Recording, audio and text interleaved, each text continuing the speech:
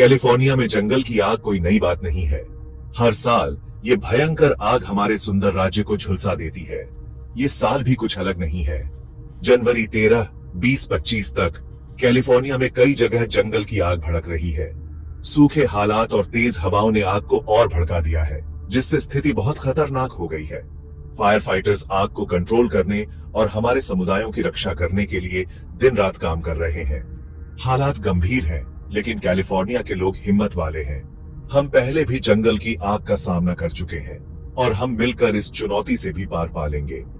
याद रखें, जरूरी है कि आप अपडेट रहें और स्थानीय अधिकारियों के सभी सुरक्षा दिशा निर्देशों का पालन करें। हमें अपने फायर फाइटर्स और फर्स्ट रेस्पॉन्डर्स का समर्थन करना चाहिए, जो अपनी जान जोखिम में डालकर हमारी रक्षा कर रहे हैं। दो बड़ी आगें काफी नुकसान कर रही हैं, पैलिसेड्स फायर और ईटन फायर। पैलिसेड्स फायर 5 जनवरी को लॉस एंजल्स में गेट्टी सेंटर के पास शुरू हुई। तेज हवाओं ने आग को तेजी से फैला दिया, जिससे पैसिफिक पैलिसेड्स और आसपास के इलाकों को खाली कराना पड़ा। फायर फाइटर्स आग बुझाने में लगे हैं, लेकिन अभी तक आग पर काबू नहीं पाया जा सका है। ईटन फायर 8 जनवरी को पासाडेना में ईटन कैनियन के पास शुरू हुई। इस आग ने हजारों एकड़ जमीन को जला दिया है, जिससे घरों और व्यवसायों को खतरा है। फायर फाइटर्स ने कुछ प्रगति की है, लेकिन ईटन फायर अभी भी एक बड़ा खतरा बनी हुई है।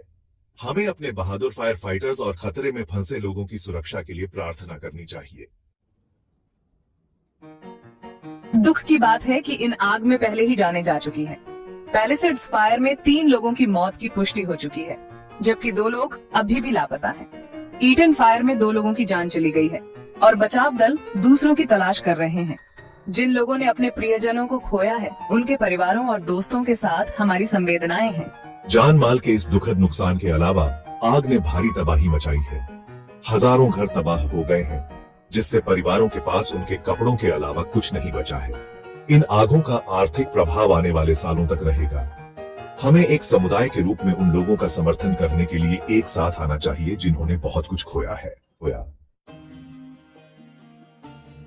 चौथा भाग, अग्रिम पंक्ति के हीरो आग से जंग। हजारों बहादुर पुरुष और महिलाएं इन आग से लड़ने के लिए अपनी जान जोखिम में डाल रहे हैं। कैलिफोर्निया और उसके बाहर के फायर फाइटर्स ने मदद की पुकार का जवाब दिया है। हम दिन रात काम कर रहे हैं, बिना थके आग से लड़ रहे हैं। ये बहादुर लोग हमारे असली हीरो हैं। उन्हें भारी मात्रा में संसाधनों की मदद मिल रही है। आग बुझाने के लिए फायर इंजन, हेलीकॉप्टर और हवाई जहाज सबका इस्तेमाल किया जा रहा है। हमारे फर्स्ट रेस्पॉन्डर्स का समर्पण और बहादुरी हम सभी के लिए प्रेरणा है। वे साहस और निस्वार्थता की सच्ची मिसाल हैं।